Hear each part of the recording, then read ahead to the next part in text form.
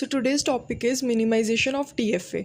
तो ये हमें क्यों ज़रूरत पड़ती है इसकी, क्योंकि जब हम एनएफए टू डीएफए कन्वर्जन करते हैं तो एनएफए में अगर हमारे पास स्टेट्स एन है तो डीएफए में वो कन्वर्जन के बाद 2 पावर n हो जाती हैं, जो कि बहुत ज़्यादा होती हैं। तो इसीलिए हम क्या करते हैं, या तो अनवांटेड स्टेट्स को हटा देते हैं, रिमूव कर देते हैं, या फिर अगर 2 स्टेट्स मर्ज हो सकती हैं तो उनको मर्ज कर देते हैं। तो इसके कुछ स्टेप्स हैं। So first step is remove unreachable state. अब अनरीचेबल स्टेट, अनरीचेबल मतलब जो हम हमारी इनिशियल स्टेट से जहाँ तक हम डायरेक्ट या फिर इनडायरेक्ट वे में नहीं जा सकते, ठीक है। जैसे अगर हमारे पास ये वाली डायग्राम है तो हम देखेंगे क्यू नोट अगर हमारे पास इनिशियल स्टेट है, Q1 तक भी जा सकते हैं, देन हम Q2 तक भी, Q3 पर तक भी जा सकते हैं। मतलब ऐसा ज़रूरी नहीं है कि डायरेक्ट होना चाहिए। जैसे Q नोट से Q1, Q1 से Q3, ठीक है, एक वे है। लेकिन Q6 तक कोई भी नहीं, क्योंकि Q नोट से Q2 और Q6 से टूवर्ड्स Q2 है, ठीक है, उसके तरफ से नहीं है। तो Q6 को हम एलिमिनेट कर देते हैं। Next is convert all states to equivalent classes. Equivalent classes दो टाइप्स की, एक्सेप्टिंग या नॉन एक्सेप्टिंग, जिसको हम फाइनल और नॉन फाइनल भी कहते हैं। तो ये बन गई, ये हमारी नॉन फाइनल होगी, ये फाइनल स्टेट होगी। जो डबल में होती हैं वो फाइनल स्टेट्स होती हैं, ठीक है। तो अब इसमें से हम इक्विवेलेंट क्लासेस कैसे चेक करेंगे, तो लेट अस सी। तो इसमें से हमने 2 क्लासेस उठा ली, मान लो Q नोट Q1 उठाई। अब हम देखेंगे ए पे और बी पे वो कहाँ पे जा रही हैं। ए पे ये जा रही है Q1 और Q3 पे, ठीक है।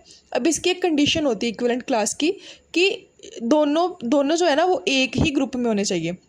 जैसे यहाँ पे Q1 तो इधर का है लेकिन Q3 इधर का है, तो मतलब कि Q नोट और Q1 को हम अलग अलग कर देंगे, ठीक है, 2 ग्रुप्स में डिवाइड कर देंगे।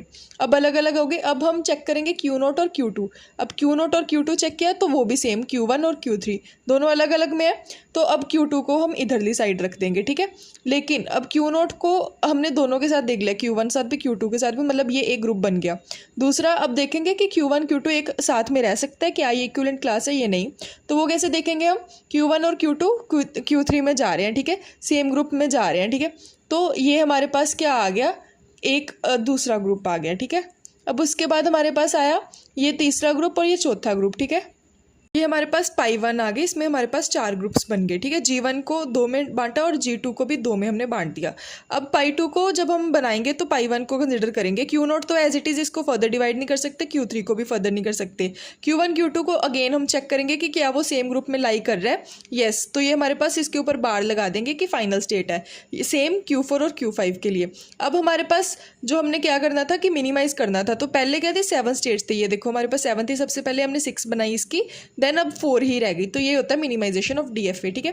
देन अब हम इसके डायग्राम बना लेंगे। ये रही Q note, Q1 Q2 Q3 और Q4 Q5। जो हमारे पास यहाँ पे फाइनल स्टेट्स हैं वही वाली यहाँ पे होंगी जो इंक्लूड कर रही होंगी, ठीक है।